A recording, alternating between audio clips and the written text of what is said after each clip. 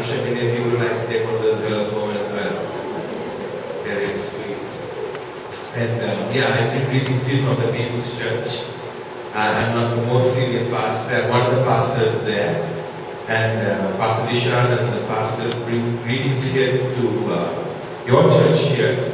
And it's a joy to be with you and to worship with you and to be a part of your service this evening. And I lived in Godlaskamma a few years ago. My parents also lived here. So Godlaskamma is a place I've lived, I'm very familiar with, and I come often to. So I'm so happy to know that there's a church, there's a service here. When I lived here, there was no church, there was no service, and particularly English service. There are a few home groups meetings that I knew of. So it brings me great joy to know that there is a service here, a beautiful facility here, and a beautiful group of people. And I'm praying that you will not just have one service, but have multiple services as the time goes on. Because there are so many people that have to come to hear about Jesus. And so today I want to take some time to share God's word with you, and I want you to turn with me to the Psalms, right? And turn to your favorite Psalm. What is your favorite Psalm? Pardon? Okay, turn to Psalm 23, your favorite Psalm. So you know what I'm going to speak about today. But Psalm 23 is a Psalm that is sung from the cradle to the grave, right? And I remember, and my father was also a pastor, and I remember when I was a little boy, my dad, my mom used to play the piano, and my brothers would come around the piano and sing this song, "The Lord's My Shepherd." And I was a little boy, maybe 5 years, 6 years singing this song. And up to date, this song is a song I will sing. Sometimes I'm alone, particularly when I'm praying at home, I will sing Psalm 23. And people read the Psalms quite a bit, right? Because the Psalms brings us encouragement when we are down. And today I want to talk to you, particularly from the Psalms. You know, when life is cruel, life is difficult, life is hard, right? And when you look back at your life, whatever your age is, maybe the last 5 years, the last 10 years, the last 20 years, you know that you've been through some difficult times. You've been through some mountains, you've been through some valleys. You know, now in life, you know, we always want life to be on top of the mountain. You know, sometimes people ask you, how are you today? You say, I'm on top of the mountain, everything is good, everything is fine. Or sometimes somebody asks, how are you? You say, you know, I'm down, right down at the bottom of the mountain. I'm really down. You know, sometimes we think life is always a mountaintop experience. No, but you know that life is not a mountaintop experience. Right? But I would think life not as a mountain. I would think life as a rail track. Right? In that life, there is one rail where you can always thank God for something. Today, if you ask me for a testimony, I'm sure I have testimony. If I take this mic around, I'm sure there will be many here who will say, I have a testimony. I can thank God for something, for a miracle, for a healing, for God maybe answer the financial need, or maybe something in your marriage, or your family, or in your workplace. God did a miracle. But how many of you can really say, yes, I really can thank God for something He's done this week or the last week? How many can you put their hand up and say? So maybe I'll pass the mic around and ask the testimonies. Yes. But at the same time, on the other track, you look at life this week and there's something that you can feel sad about. Or last month, something that you can really mourn about. Maybe a tragedy, or maybe you lost something, or something harmful happened to you, or you're expecting something, or maybe you fell into sin. You know, and you say, oh, why did I do this thing? Or maybe you said something to someone and you're regretting it. Right? So life is like two tracks. You have sometimes every day, every week, every month, you have something to thank God for, and you also sometimes something to say, why Lord, why did this happen to me? And that is life. And in our church, Pastor Dishant always says, this is not heaven. This is not heaven. Turn to your neighbor and say, this is not heaven. Yes. Some of you don't want to turn to your neighbor. Maybe you're angry with your neighbor. You don't like your neighbor's face. Maybe your neighbor is your husband. And you're a fight because he came to church today. You want to look at his face. But this is not heaven. And as long as you are on earth, you and I will have problems, will have suffering, will have issues in life. It doesn't matter who you are. It doesn't matter what you have done in the past. I want to remind you, life is full of uncertainties. Life is full of problems. But that isn't good news. But we call the Bible the good news. In this uncertain world, God has brought the Word of God. God has brought a certainty. And today I want to talk to you about your uncertain life. And maybe you are traveling through the valley of uncertainty. And maybe you are looking at your marriage. You're looking at your husband, your wife, maybe you're looking at your finances. Maybe you're looking at your health situation. Maybe you're looking at your son or your daughter who's gone away from the straight and narrow pathway and is going in a way that you don't like. And you say, what will happen to my child? Or maybe you are grappling with the sin. You're grappling with the sin and you say, I can't get out of it. It may be pornography. You're addicted to pornography or to alcohol. And you say, I want to get out. I want to be set free, but I just can't beat the habit. I want to please God, but I've been trying and trying and trying, and I just can't seem to find healing and find rescue from this addiction. And today we look at the Psalm 23. And how does the Psalm start? The Lord is my shepherd. Now, before I will change the Bible a little bit. Can I change the Bible? I don't tell Pastor Conrad that Pastor Darshan cannot change the Bible, okay? Now, just leave that me. I will change the Bible a little bit. Right? When you open your Bible, now you bring the Bible to church today. Okay? That's just like going to walk without a gun. Alright? Bring your Bible to church. Right? Psalm 23, it says, the Lord is my shepherd. Before the Lord, before the put an if. It says, if the Lord is my shepherd, I will lack. Now, if the Lord is my shepherd. Now, if I go to that verse, you think about it.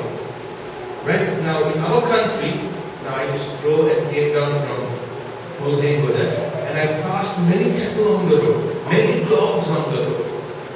But I didn't see any sheep on the road. And the Psalm 23 is saying, the Lord is my shepherd. The psalmist David has become a sheep now. He has got into sheep's clothing and seen through the eyes of sheep. And he says, the Lord is my shepherd. I will lack nothing. Now, why did the psalmist use sheep? If you take the Bible, right, it says, we like sheep have gone astray. They use the word sheep a lot in the Bible. The Old Testament, the New Testament, it talks about sheep a lot. It talks about Jesus being the good shepherd. Why sheep? Now we don't know sheep. Right now, sheep are very different to all other animals, I think, in the animal kingdom. Sheep are very different. Because sheep, for one, they can't defend themselves. A dog can bite, a snake can sting, a bird can fly away. There's a little toxic going in shell. But sheep just can't defend themselves. If a wild animal would come and attack it, it will have no chance. It can't run, it can't bite, it can't claw, it can't sting, it can't fly, nothing. Just wait and just get killed. So sheep are very different from all other animals. It can't defend itself. Second thing, sheep have no sense of direction. They say that if you take a dog, right, and you put a dog somewhere else, it can take for days and find its way home. It has some kind of instinct. Cats, dogs, other animals can find their way back.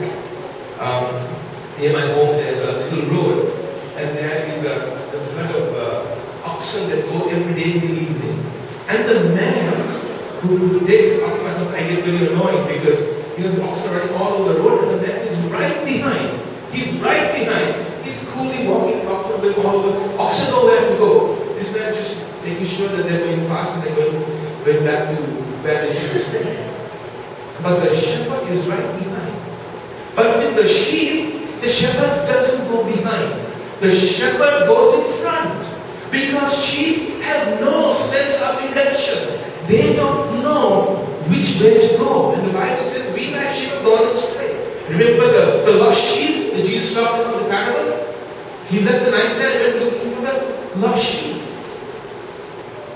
So, sheep have no sense of direction. Sheep can't defend themselves. Sheep can't feed themselves. Right? Now, I'm not a great animal lover. I have a dog at home, right? And my children love the dog, and I go along with the dog. I am kind to the dog. But I'm not a guy who lives a lot of time with animals. I have lots of friends who are animal lovers, lots of friends who are real animal lovers. And one thing I've known about animals is that animals can find food. They can find a garbage pit, they can find food from trees or wherever. They know where to find food. Even stray animals can. But sheep can't feed themselves. Sheep can't feed themselves. They need somebody to feed them. They need somebody to take them and show where the grass is, where the food is, where the water is. They need to be led to their food. If you don't lead them to food, they will die. Die in hunger. Trust me, they will. The sheep are very different. And the psalmist says here, if the Lord is my shepherd. The problem that we go through uncertainty. We are afraid of the future. We are afraid of tomorrow. Is because we don't know who our Lord is. Sometimes our shepherd is our pastor. I'm a pastor. You have a pastor, I'm a good pastor. But he is, you just pray and say he's our shepherd. Sure, he is your earthly shepherd. I'm not taking away from that. But what I want to tell you is, if you're looking to your pastor, trust me, we human beings, we fail. We are sinful. We are weak. Yes, we have a role in guiding and leading the flock, but we are not the good shepherd. We are also sheep. I'm just a sheep just like you. But what I want to tell you this evening, don't forget, and that is, if you make the Lord your shepherd, you will lack nothing. But don't make your pastor, don't make your husband, don't make your wife, don't make your bank account your shepherd. If you make your bank account, or your doctor, or some psychologist, or someone else your shepherd, you will lack everything. Trust me. If you're looking to man, if you're looking to something else, if you're finding security in your job, I will guarantee you that you will face uncertainty. There is no question about it. As a pastor, over the years, as a pastor's son, over the years, I've seen people who are very wealthy, people who are very well settled in life, come to our home time and time again, when they have lost all they had, and the whole world has crumbled. Whole world has crumbled because they trusted in man, because they trusted in their job, in their security. And today I want to tell you something. It doesn't matter whether you live in Sri Lanka, it doesn't matter whether you live in Australia or America. Don't think those greener pastures will bring you security. In our country has got a disease, and that disease, they think if I go over there, life is going to be great. But I can guarantee you, that is not the answer. There's so many people in our country, they just think that is where hope is. But what I want to remind you is that you will lack nothing if you make your every need. He will meet your every need. The problem is, we want God on the side in our pocket, and then we want to look to other things to find our security. We have other idols. I remember I had a friend of mine. He's a writer, he's an author, and he was one day walking the streets of New York. I think he was writing a book and getting invited there, and he was walking the streets of New York. And he was walking with another American friend. And this American friend told him, you know, when I came to Sri Lanka, when I saw all those statues and I saw all those temples, I felt such a heaviness in my heart. I felt such a demonic oppression. So my Sri Lankan friend said, yes, all the statues sometimes, you know, they may be demonic, or you may feel oppressive. But he said, you know what? The idols in New York are more oppressive to me than the idols in Sri Lanka. He said, because the idols in Sri Lanka can be seen. But the idols in New York, he said, the idols in America that I see, are they not seen by the eye? It can be wealth, it can be power, it can be sex, it can be sin. And sometimes we Christians, we don't have statues in our church, but we may have statues in our hearts that we worship, where we have replaced God with other things, and we worship at their altar. And we are wondering why there is no peace, we are wondering why there is no joy, we are wondering why there is no victory in our Christian life. Because the Lord is not worship. And Jesus said, I come to you, Lord. Lordship is you give him everything. You give him everything. And not just second best. He wants first place in your heart. And today, is there anything that has crept into your heart that you have given God second place? If you give God second place, God will also give you second place. How is that for you? Because you know why?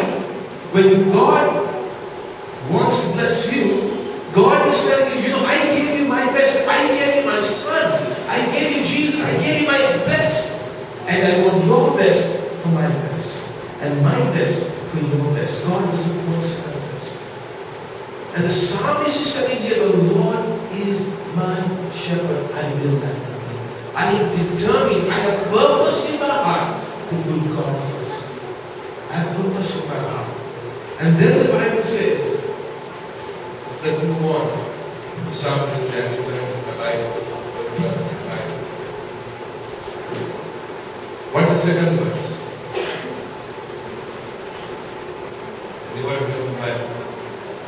He makes me lie down in green pastures, and he leads me beside quiet waters. Now, why green pastures? You know, sheep, like I told you, they can't find food. And when they are taken to a big field, the shepherd takes them to a field, and the sheep have the grass, they are hungry now. They walk the mountain after mountain, they are hungry, they are thirsty. David lived in the Middle East, and it was very hot, it was very humid, it was very dusty. And the sheep were very tired, they were very hungry. And they want to eat the grass. But the moment they trample some leaves, the moment they trample a stick, they would run because they are so afraid. Sheep by nature are afraid. Unlike dogs and unlike other animals, they are very afraid, they are very timid. They can't protect themselves. So when they trample some leaves, they would run here and there. And the shepherd would come, take the sheep, that comes back, and then he eats this grass. And then they're thirsty because they've been going to these hot, humid Judean hills, and the shepherd would take them to some pool of water. What did he say there? He leads me beside quiet waters. Now remember what the shepherd does is this. He goes by a stream, but the sheep are afraid to drink because they're afraid of flowing water. So the shepherd gets into the stream, and he loosens some rocks, and he makes a small little pool. a little pond, and he would carry the sheep one by one to go and drink. Go and drink one by one this little pool.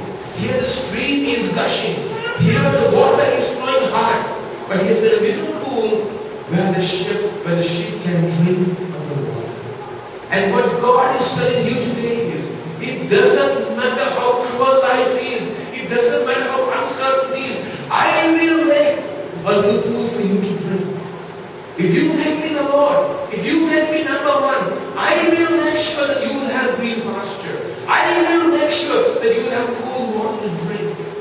It doesn't matter what the newspapers say. They are just after the budget. And I want to tell you something, my friend. This nation won't have hope because of budgets.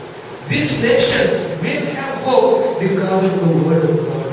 If we believe they that put their trust in Him will never be put to shame. That's what the Bible says. Lo, I am with you to the very end of the age. I will never leave you. I will never forsake you, the Bible says.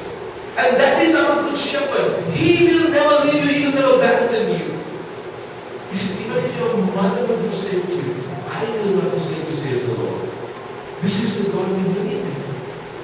And He says, I will lead you to green pastures. I will lead you beside quiet waters. It doesn't matter if around you there's a storm, if there's a tsunami, it doesn't matter what's around you. I will make a pool for you to drink.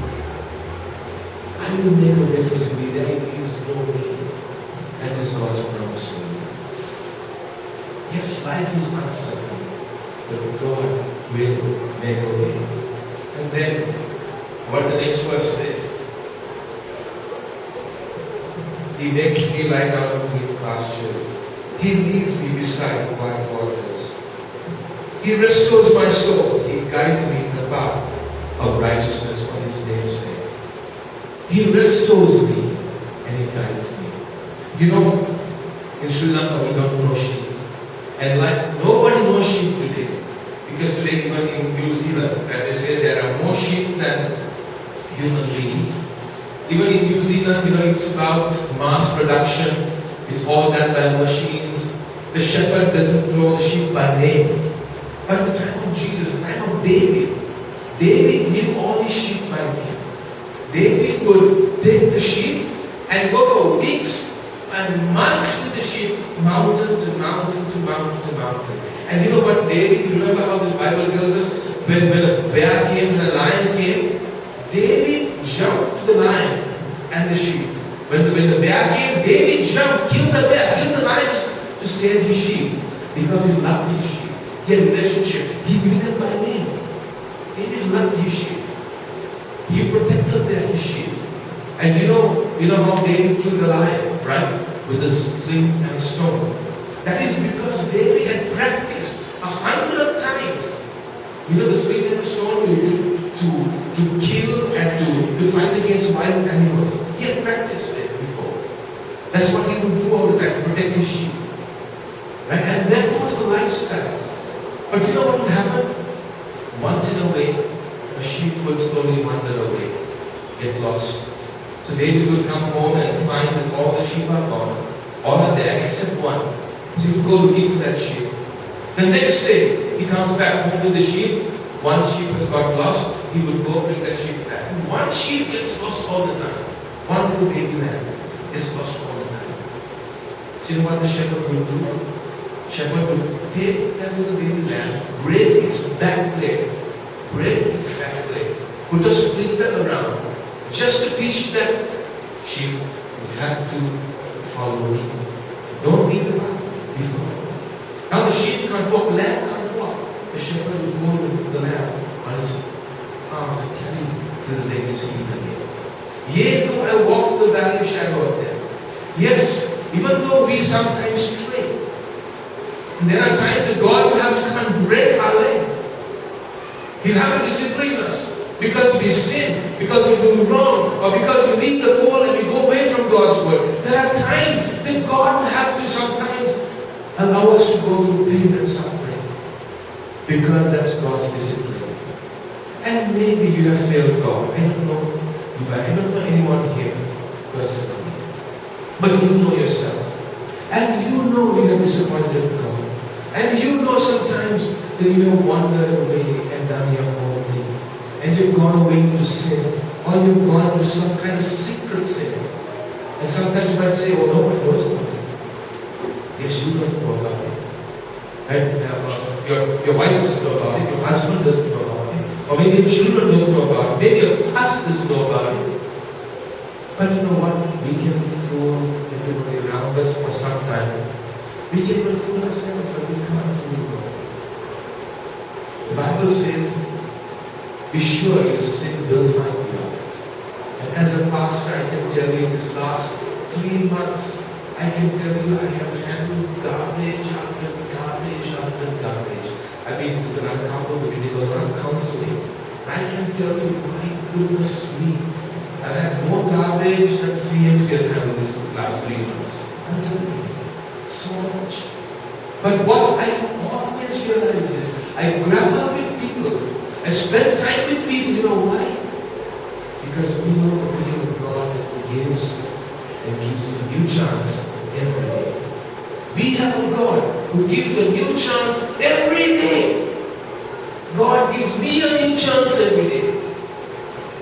I may have failed Him yesterday, but today is another day. He gives you a new chance. And today I want to tell you something. Maybe you have failed God, and maybe you know between you and God, you're saying, yes. Psalm 23 says that He guides me in the path of righteousness. You know why? For whose name's sake? His name's sake. When we fail, He fails. When He fails, what happens? When we fail, what happens? Yes. You know, God has chosen you to be the mouthpiece. He died on the cross. Jesus died on the cross. He paid the price. He is the hope of the world. But He chose you to be the light and the salt. He has chosen you.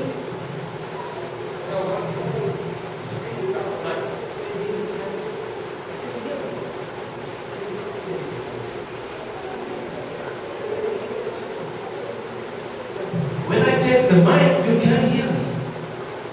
You know, Jesus is right, but we are the mic that takes the gospel out. God has chosen the church. God has chosen you. God has chosen me. I am the mic. You are the mic that takes the gospel out. And when we fail, He fails. So He says, I will forgive you for my name's sake. My name is at stake when you fail. So He says, I have sent my Son to die. I have given you my best. So I can redeem you. So you can be my light. You can be my mouthpiece. You can be my hands extended. So I can touch the world through you. So God is God of forgiveness. And if you have failed God, tonight I want to tell you, God is a God of second chances. It doesn't matter what the past is. Repentance is saying, God, I leave the past and will give you back. And will walk with you pathway. And God will forgive you. And God will give His grace. More and more. More and more each passing day. And before I take some time to pray and bring the service to a close, I'm going to take maybe another passage from here. It says, even though I walk in the valley of shadow of death, I will fear no evil, for thou art with me. You know, when the shepherd would take the sheep, like I told you, for weeks and months, and then when the water and the food would dry, and the grass would dry, the shepherd would have to take the sheep to a high mountain, where there is grass and water. But to go from the lowlands to the highlands, the pathway is dangerous. The pathway is very dangerous. There could be lions and bears and snakes, all kinds of dangers. And the shepherd knows that I have to take the sheep up there because they will die because there's no water and food. I have to take the sheep up to the top of the mountain because there's water and grass there. But he knows the path is dangerous. So he goes in front with the rod and the staff. So that if there's any animal, he will feed it and he will make a clear pathway. The Bible says, yea, though I walk in the valley of death, I will fear no evil, for thou art with me. And sometimes God's going to call you to dangerous places, to dangerous pathways. God will call you to do things that will sometimes be harmful. Sometimes speak out against wrong. Speak out against evil. Speak out against what is not good. And sometimes your life is in danger. Or God might call you to ministry or to go to a dangerous place to serve God. I remember for 2.5 years, my wife and a team of us from the church, we were sent to London to plant the church there. My children were small then. My youngest was 1 year and my eldest was about 3 years that time. We were there 2.5 years. We were to plant the church. And there was no church, Sri Lankan church, 10 of us. There were about 10 other teams that came. And when we were in London, we would go house to house, knocking on doors, talking to people about Jesus. And even that's how we started the church. After about 1 or 2 of knocking on doors, about 100 of us, going from door to door, we started the church, and today the church still continuing 10 years after. But I remember the first 2-3, we were there 2.5 years. And time again, we had the attack of the enemy. My youngest was about 1.5 years old, just learning to walk. We had a hall like this, just like this.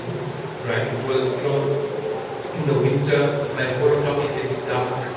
And we had finished the service, and after service, we had a rented facility. So we had to put the chairs there, pack the sound, do all the work, clean it up, and mop it up, and do all that.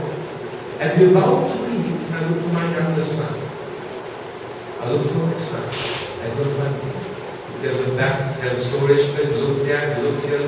And you know what? The church, or the place we were meeting at, the services, were at what they call a bus depot, a bus junction. There were 3 big roads near the church, right next to the church. The church had no garden. You step out of the church, you step right onto the road. It was dark. Little boy, the black sweater, the black pair of pants, 1.5 years of age, small as this, that left the church, we didn't know where he was. And not only were there cars and all that, that area was a very dangerous place. There was a lot of dangerous activity there in that part of London. And I remember praying, I said, God, you got us here, you did not let me down. And Psalm 23 was echoing in my heart. The Lord is my shepherd, I will lack nothing.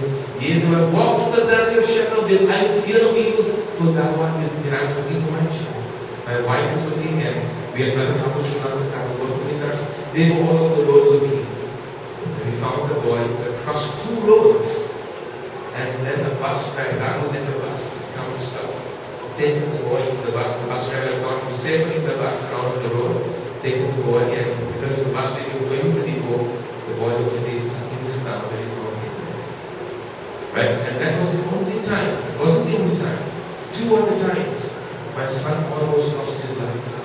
The reason I'm telling you this is, when you are called to the ministry, there's a price to pay.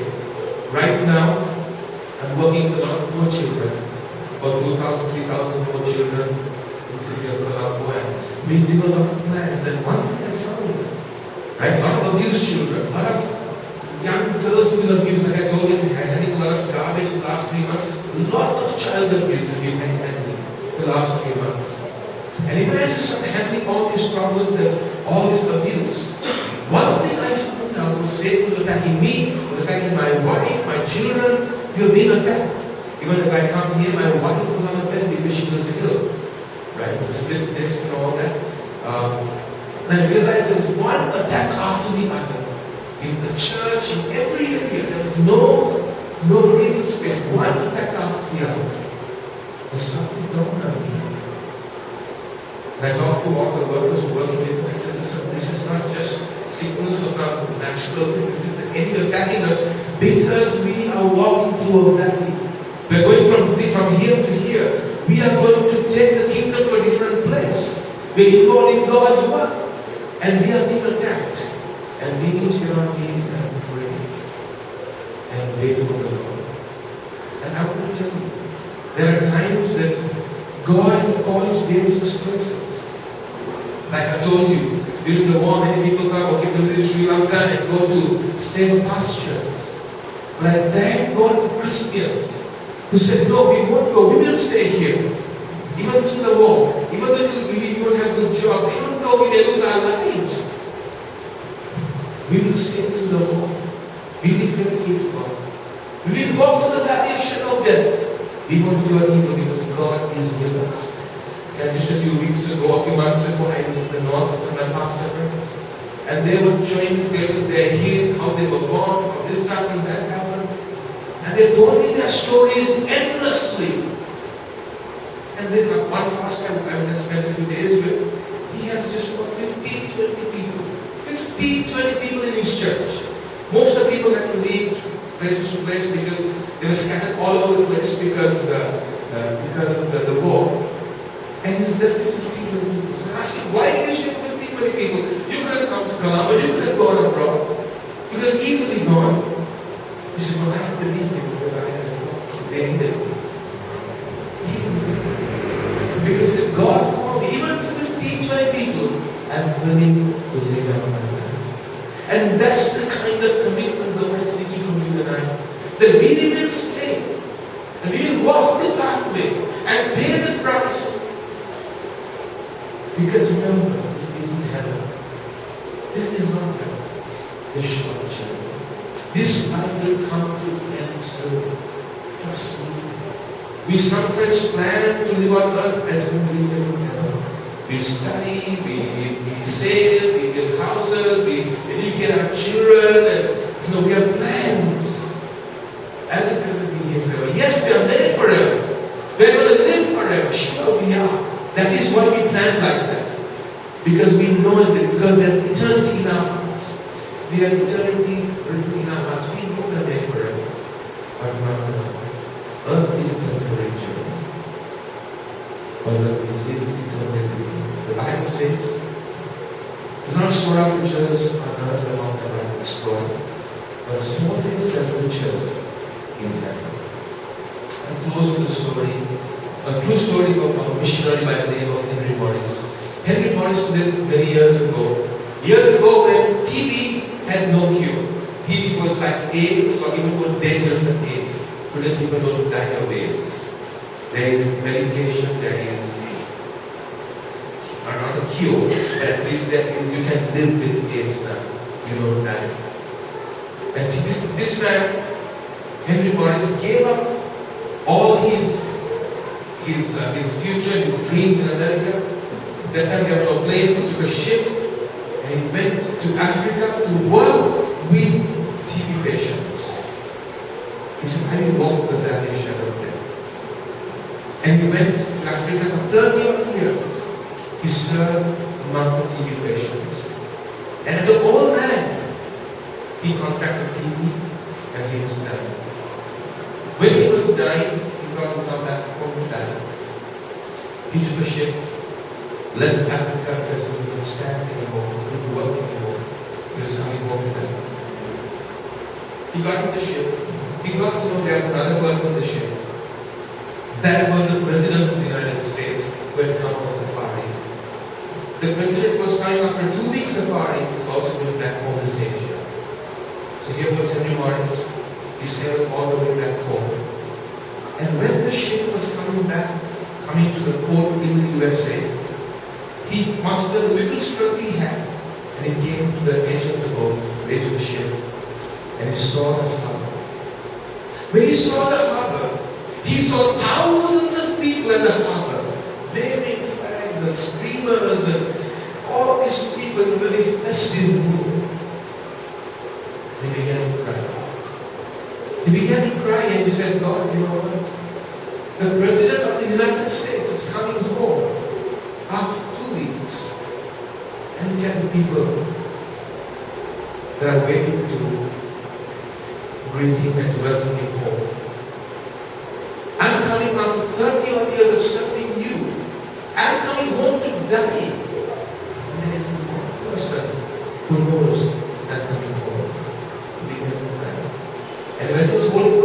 when he was crying, God spoke to him and said, Henry, the President of the United States may be not home, but you're not home yet. You're not home yet. And I want to tell you something. This is what happened. You're not home yet. But we've got a job to do. You and I are called not to speak for ourselves, but to make the Lord our shepherd. And sometimes you might look at this church and think, what am I doing in this country? What am I doing in this church? I should be out somewhere there doing a party or doing overtime or doing something like that. But today God has called us to be the salt of the light. He'd be on the microphone by which God's word can go to this nation. If we fail, God does in this nation. He has done his part, but also it's a partnership with you and I. We are to salt and his life. And today, it doesn't matter. It doesn't matter whether you fail God. It doesn't matter whether you have worship at idols. Today, God is calling you. God is calling you to make him the Lord of our lives. To make him our shepherd. If you make the Lord your shepherd, trust me, you will lack nothing. It may seem like you've lost everything. For Henry Morris, everybody around him, they're calling Henry, you're a loser. We've gone ahead for 30 odd years, we come back home, that means you're a loser, man, you're a loser. That's how man sees it. That's how God sees it. Henry Morris is no home, but he's talking about the richest man of the eternity. Today you've got a choice today. I will live in this life, I will live in eternity. And your choice will determine your destiny.